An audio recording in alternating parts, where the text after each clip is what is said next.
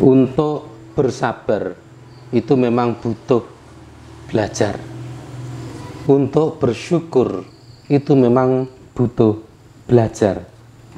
Untuk bersikap menyikapi kehidupan ini memang butuh belajar. Jadi segala sesuatu yang ada dalam kehidupan kita itu harus kita pelajari. Ya. Dan semua itu adalah bentuk rasa syukur kita terhadap semua nikmat Allah. Maka oleh karena itu Allah selalu memberikan stimulus, memberikan reward, memberikan pahala, hadiah kepada kita bagi yang bersyukur. La azidannakum itu tadi. Di sini Allah melalui Rasulullah Muhammad SAW juga memberikan penegasan, as-sabru sa'atin khairum minat dunya wa ma fiha. Bersabar sesaat itu lebih baik daripada dunia dan seisinya. Padahal apa yang kita inginkan, apa yang kita harapkan di kehidupan dunia ini sudah lengkap, sudah cukup. Kita berkeinginan apapun itu sesuai dengan apa yang ada di dunia. Contoh, kita sudah punya HP kecil, melihat teman kita punya HP besar, kita pengen. Ada tetangga kita beli sepeda motor, kita baru punya GL Pro, genjot langsung protol ini. Ya, GL Pro artinya sepeda gunung, sepeda ontel. Kita pengen beli yang lebih baik. Ada saudara kita mempunyai sepeda motor biasa yang pakai operan gigi itu. Tetangga kita punya Matic, kita pengen Matic. Tapi semua yang kita pingini itu kan belum tentu diberikan oleh Allah Subhanahu wa Ta'ala kalau kita tidak mampu menyeimbangkan kehidupan kita. Dengan apa? Ya kalau takaran paling rendah, ya dengan sholat itu sajalah kita. Sholat kita harus mampu menekan. Tepat waktu. Ya, tepat waktu. Ya, tapi mohon maaf, tepat waktu di sini ya harus sesuai dengan kemampuan waktu kita. Bukan berarti kan sekarang yang menjadi permasalahan tepat waktu itu waktunya sholat zuhur kan antara jam sekian sampai jam sekian. Ya, artinya yang dinamakan tepat waktu bukan waktu asar kita taruh di waktu maghrib, itu tidak boleh. Sesuai dengan ketentuan yang ada. Tapi bukan berarti yang tepat waktu semua yang beragama Islam harus melaksanakan sholat tet jam 12. Itu tidak bisa dipaksakan. Kalau dalam bahasa la ikraha fiddin, urusan beribadah kita tidak bisa dipaksakan nemen-nemen. Ya, kalau memang kita masih ada kebutuhan dan kebutuhan itu sangat mendesak, ya, maka boleh kita mendahulukan kebutuhan itu. Tapi kalau kebutuhan itu masih bisa ditunda, masih panjang, maka dahulukan ibadah kita kepada Allah. Itu yang dimaksud sholat tepat waktu itu, tepat sesuai dengan ketentuan waktu. Ada yang saklek mengatakan tepat waktu, ya enggak, tet jam 12. Kalau Islam yang kita bawakan itu masih menjadi momok bagi orang-orang lain, maka Islam yang kita bawa itu belum bisa kita pahami secara utuh, secara kafah kalau dalam bahasa agamanya.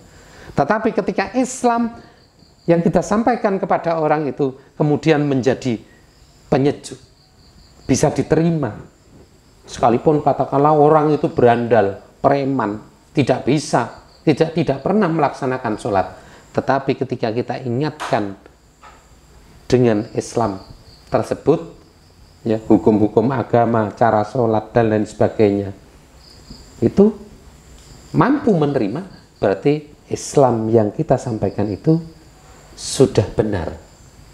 Jadi Kita harus mampu menyikapi perbedaan, terlebih di masa pandemik. Kita ingat, saya yakin di seluruh dunia ini sama saja.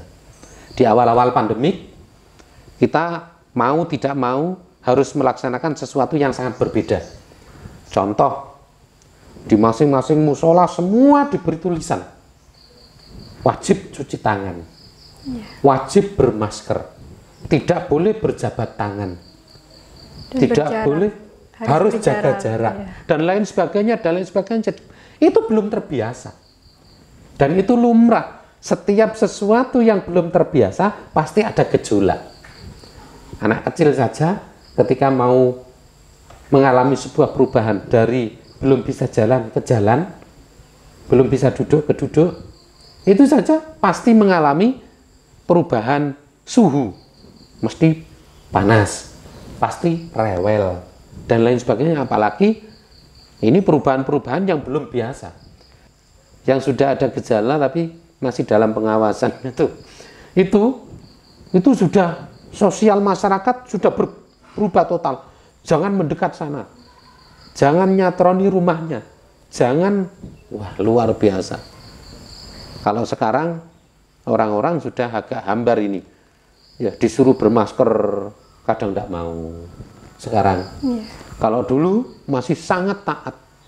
Ketika ada orang yang satu itu kena corona, waduh, sosialnya sudah berbeda banget, berkurang banget. Masya Allah, ini merupakan ujian. Corona ini ujian. Corona ini ada, tapi kita tidak perlu takut dengan corona. Yang perlu kita takut adalah Allah Subhanahu Wa Taala, yang kita harus mampu menyeimbangkan kehidupan kita dengan cara ta'abbud ilallah hatta ya'tiyakal yakin, beribadah kepada Allah sehingga kita menemukan titik keyakinan ibadah kita diterima atau tidak kepada Allah. Maka mengapa di Islam itu banyak variasi, ada sholat malam, ada sholat duha, yang katanya kalau sholat malam bisa mengangkat derajat, kalau sholat duha sholat ekonomi, ya, kalau pengen rezeki yang banyak sholat duha, ya, kalau pengen diangkat derajatnya oleh Allah, qiyamul lail atau sholat tahajud. Ya kalau tahajudnya hanya satu kali, gimana Allah akan mengangkat derajat kita? Gimana Allah akan menjadikan kita orang yang sukses? Ada orang yang tidak pernah sholat Ustaz, tapi dia jadi PNS dan kaya raya. Beda, itu namanya dilulu. Bahasa Indonesia dilulu itu apa? Diloskan, losdol. Ya, itu los tanpa rem itu. Tapi kelak di akhirat dia tidak akan mendapatkan apa-apa. Demikian. Akan menderita. Iya, dia akan menderita. Baik Ustadz, jadi untuk kesimpulan hari ini apa Ustadz? Untuk kesimpulan hari ini, intinya di era pandemik, di era masa-masa yang seperti ini, kita harus memperbanyak bersyukur, tawakal, berserah diri kepada Allah Subhanahu wa Ta'ala. Kita harus mau tidak mau menerima apa yang telah menjadi takdir dan ketentuan Allah itu sendiri. Ya, kalau biasa kita protes terhadap, ya Allah ini gimana, proteslah kepada Allah saja. Tidak perlu dibicarakan sana sini. Walaupun mohon maaf relasi kita, teman kita itu banyak. Ya coba kita pikirkan, kalau misalkan kita ngudoroso, ya kita curhatlah kepada teman kita. Paling teman kita bisanya hanya sesuai angan-angan yang kita miliki itu kalau mau memberikan solusi. Kadang malah blank. Podo wae aku ora duit arep tuku pulsa wae utang. Misalkan seperti itu. Sama saja, saya juga tidak punya uang. Mau beli pulsa saja hutang. Hutang saya di sana ada, sana ada, sana. Itu kalau kepada manusia. Tapi gini toh, kalau saya mohon sama Allah, kayaknya tidak pernah diberi, karena sampean kurang yakin. Karena sampean kurang yakin dengan apa yang kamu mohon.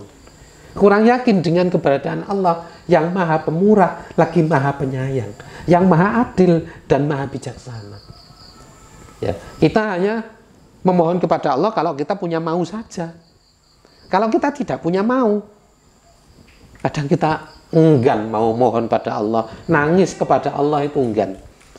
Malah kadang kalau diajak temannya, ayo yang musola, isin, ratau, malu, saya tidak pernah ke musola. Ada yang mengatakan malu itu kepada Allah. Ya kapan-kapan saja kalau saya sudah tidak punya malu. Maka kadang itu apa ya, bahasa-bahasa seperti itu kadang konyol, tapi ya selalu ada di kehidupan yang ada ini. Maka oleh karena itu, mari kita berpegang teguh kepada peringatan Allah yang telah diberikan Allah kepada Nabiullah Musa alaihissalam. Ya Musa, malam yardha biqadai. Wahai Musa, barang siapa yang tidak ridho terhadap takdirku, walam yasbir ala balai, dan siapa yang tidak mau bersabar terhadap ujian-ujianku, ya, walam yashkur ala na'mai, dan tidak mau bersyukur terhadap apa yang telah aku berikan, nikmat-nikmat tersebut kepada seluruh manusia, khususnya pribadi kita sendiri. Fakhrus minat dunya. Ini ancaman Allah yang seperti ini, mari kita jadikan pegangan. Mohon maaf, kita tidak bisa ya hidup tanpa bersyukur kepada Allah, hidup tanpa bersandar kepada Allah. Ini tidak bisa. Karena apa? Allah pencipta kita, Allah sang kholik, Allah yang memberikan kecukupan kepada kita semua. Maka sandaran utama kita kepada Allah. Ya. Dan masih banyak hal yang tidak bisa dan belum bisa saya sampaikan dalam pertemuan kali ini. Masih banyak. Ya. Kalau misalkan kita sampaikan satu persatu, nah ini tidak cukup waktunya. Maka sekali lagi, mari kita syukuri kehidupan kita. Kita laksanakan apa yang menjadi amanah Allah kepada kita. Insya Allah, atas izin Allah, atas ridha Allah, atas kuasa Allah, apa yang kita harapkan akan tercapai. Amin. Ya. Amin. Simpelnya, watawasaw bil haq, watawasaw bis sabr. Tugas kita saling mengingatkan satu sama lain, tidak merasa tinggi diri, tidak merasa tinggi hati, tidak merasa bangga diri, tidak mudah gumun. Apa gumun bahasa Indonesianya itu? Heran. Tidak mudah heran terhadap apa yang ada di depan kita. Karena apa yang ada di depan kita itu belum tentu itu cocok kita konsumsi. Di depan kita baik, tapi belum tentu cocok untuk kita konsumsi. Kalau toh itu cocok kita konsumsi, belum tentu cocok ketika kita berikan kepada yang lain. Karena masing-masing kita sudah ada takaran masing-masing. Demikian yang bisa kita sampaikan, ada kurang lebihnya saya mohon maaf yang sebesar-besarnya. Allahul muwaffiq ila aqwamit thoriq wa'fu minkum. Wassalamualaikum warahmatullahi wabarakatuh. Waalaikumsalam warahmatullahi wabarakatuh. Terima kasih Ustadz untuk tausiahnya sore hari ini. Sama-sama. Terima kasih pemirsa buat Anda yang sudah setia bersama kami. Jangan lupa saksikan Rohis, Rohani Islam setiap Jumat pukul 16.30 waktu Indonesia Barat hanya di Pacitan Vision. Dan untuk Anda pemirsa yang ingin menjadi narasumber bisa menghubungi nomor di bawah ini. Akhir kata, saya Diniskar Pangesti dan kru mohon undur diri. Terima kasih dan wassalamualaikum warahmatullahi wabarakatuh. Waalaikumsalam warahmatullahi wabarakatuh.